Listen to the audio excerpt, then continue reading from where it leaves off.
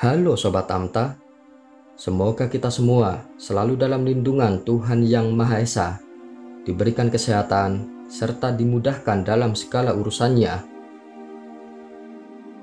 Di video kali ini, kita akan membahas tentang legenda Rawapening, asal-usul terbentuknya danau di Semarang. Sebelum melanjutkan videonya, mari sama-sama kita dukung channel ini dengan cara tekan tombol subscribe, like, komen, share, dan jangan lupa tekan tombol loncengnya agar tidak ketinggalan video-video yang menarik, informatif dari Tamta Journey.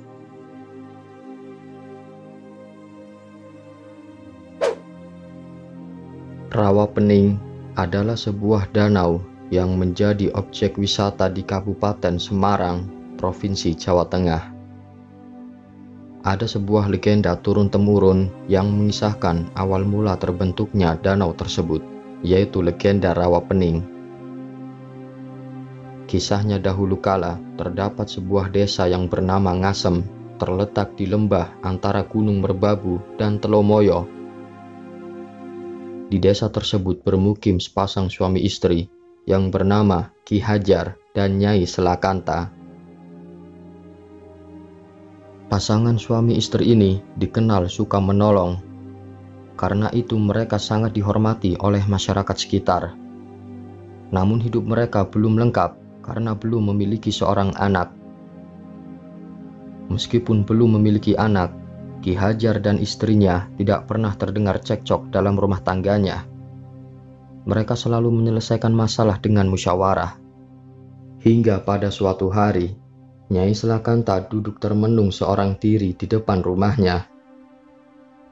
Ki Hajar yang melihat lalu menghampiri dan duduk di samping sang istri. Kepada sang suami, Nyai Selakanta menyampaikan keinginannya untuk bisa memiliki anak. Dia sampai meneteskan air mata saat berbicara dengan sang suami. Kemudian Ki Hajar meminta izin istrinya untuk bertapa. Dia berharap dengan bertapa, keinginan istrinya untuk memiliki anak bisa terwujud. Pada keesokan harinya, berangkatlah Ki Hajar ke lereng Gunung Telomoyo untuk bertapa. Selama Ki Hajar bertapa, Nyai Selakanta dengan sabar menunggu. Hari demi hari, minggu ke minggu, bulan demi bulan, namun sang suami tak kunjung datang. Hati Nyai Selakanta pun khawatir dengan keadaan suaminya. Suatu hari, Nyai Selakanta merasa mual lalu muntah-muntah. Ia berpikir bahwa dirinya sedang hamil. Ternyata dugaannya benar, dan semakin hari perutnya semakin membesar dan tibalah melahirkan. Namun dia terkejut karena anak yang dilahirkan adalah seekor naga. Anak itu dinamainya Baru Klinting yang diambil dari nama tombak milik suaminya. Kata Baru berasal dari kata Bra yang artinya keturunan Brahmana, yaitu seorang resi yang kedudukannya lebih tinggi dari pendeta. Sementara kata Klinting berarti lonceng. Meskipun berwujud naga, Baru Klinting dapat berbicara seperti manusia. Nyai Selakanta pun terheran-heran melihat keajaiban itu. Dia juga malu dengan warga sekitar karena melahirkan seekor naga. Nyai Selakanta berencana membawa Baru Klinting ke Bukit Tugur agar jauh dari warga. Tapi sebelum itu, ia harus merawat Baru Klinting hingga besar agar dapat menempuh perjalanan menuju ke lereng Gunung Telomoyo yang jaraknya cukup jauh. Nyai Selakanta merawat Baru Klinting dengan sembunyi-sembunyi dan tanpa sepengetahuan warga. Suatu hari Baru Klinting tumbuh remaja dan ia bertanya tentang ayahnya. Nyai Selakanta tersentak kaget. Namun menurutnya sudah saatnya Baru Klinting mengetahui sosok ayahnya. Dia menyuruh Baru Klinting untuk menyusul ayahnya yang sedang bertapa di lereng Gunung Telomoyo. Nyai Selakanta meminta Baru Klinting membawa pusaka tombak Baru Klinting milik ayahnya. Kemudian Baru Klinting berangkat menuju lereng Gunung Telomoyo. Dia melihat seorang laki-laki sedang duduk bersemedi. Baru Klinting langsung bersembah sujud di hadapan ayahnya. Kemudian ia menjelaskan siapa dirinya. Awalnya Ki Hajar tidak percaya jika dirinya memiliki anak berwujud seekor naga. Ketika naga itu menunjukkan pusaka Baru Klinting kepadanya, Ki Hajar pun mulai percaya. Namun ia belum yakin sepenuhnya. Baiklah, aku percaya jika pusaka Baru Klinting itu adalah milikmu. Tapi bukti itu belum cukup bagiku. Jika kamu memang benar-benar anakku, coba kamu lingkari Gunung Telomoyo ini, ujar Ki Hajar.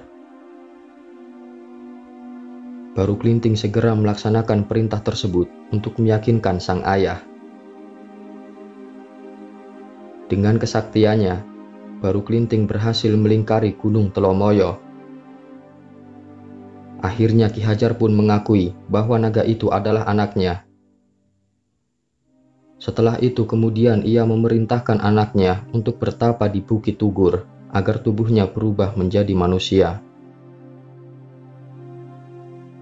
Sementara itu, ada sebuah desa yang bernama Desa Patok. Desa ini sangat makmur, namun penduduk desa sangat angkuh.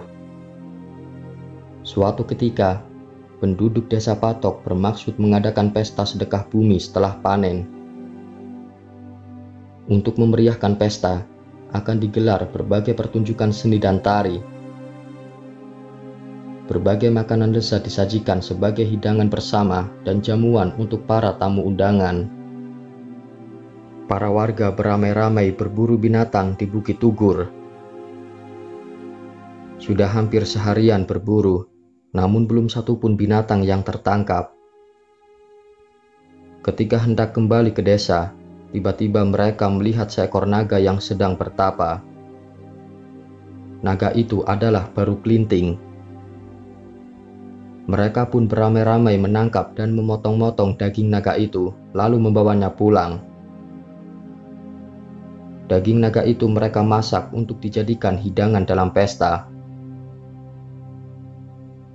Ketika para warga sedang asik berpesta, datanglah seorang anak laki-laki yang tubuhnya penuh dengan luka sehingga menimbulkan bau amis. Anak laki-laki itu adalah jelmaan Baru Klinting. Baru Klinting pun ikut bergabung dalam keramaian itu. Dia meminta makanan kepada warga, namun tak ada satupun yang mau memberi makan. Para warga malah memakinya, bahkan mengusir Baru Klinting. Dia pun meninggalkan desa. Di tengah perjalanan, ia bertemu dengan seorang janda tua bernama Nyi Latung. Nyi Latung yang baik hati itu pun mengajak Baru Klinting ke rumahnya dan menghidangkan makanan lezat. Dalam perbincangan, Baru Klinting menyarankan agar warga diberi pelajaran. Dia meminta Nyi Latung jika mendengar suara gemuruh untuk segera menyiapkan alat penumbuk padi dari kayu. Baru Klinting kembali ke pesta dengan membawa sebatang lidi. Setibanya di tengah keramaian, ia menancapkan lidi itu ke tanah. Dia meminta warga mencabut lidi yang ditancapkan. Warga pun beramai-ramai mencabut lidi itu. Namun tak seorang pun dari mereka yang mampu mencabut lidi tersebut. Baru Klinting segera mencabut lidi itu. Karena kesaktiannya, ia pun mampu mencabut lidi itu dengan mudahnya. Begitu lidi tercabut, suara gemuruh pun menggentarkan seluruh isi desa. Air pun menyembur keluar dari bekas tancapan lidi itu. Semakin lama semburan air semakin besar, sehingga terjadilah banjir besar. Semua penduduk langsung menyelamatkan diri. Namun usaha mereka sudah terlambat karena mereka semua tenggelam. Desa itu pun berubah menjadi rawa atau danau yang kini dikenal dengan Rawa Pening. Baru Klinting lalu menemui Nyi Latung yang sudah menunggu di atas lesung yang berfungsi sebagai perahu. Dia selamat bersama nenek itu. Baru Klinting lalu kembali menjadi naga untuk menjaga Rawa Pening. Pesan moral yang dapat dipetik dari cerita tersebut adalah jangan memiliki sifat sombong dan tidak menghargai orang lain.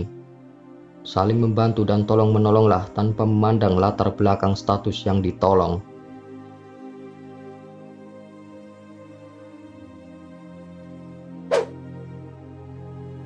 Demikianlah yang bisa kami sampaikan tentang legenda Rawa Pening, asal-usul terbentuknya danau di Semarang.